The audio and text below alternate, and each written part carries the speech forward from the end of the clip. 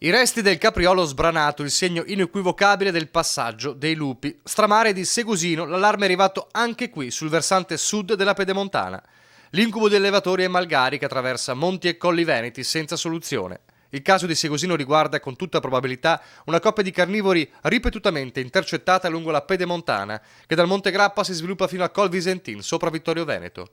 Ma ormai da mesi il caso non è una novità in Veneto. Razzie lamentate dai proprietari di greggi dall'altopiano di Asiago a Valbellune, anche sul Monte Nevegal, fin sul Cansiglio.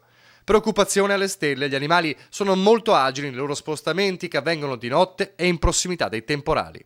E la maggior parte di chi ha mandrie o greggi in quota ha deciso di riportare a valle i bovini e gli ovini.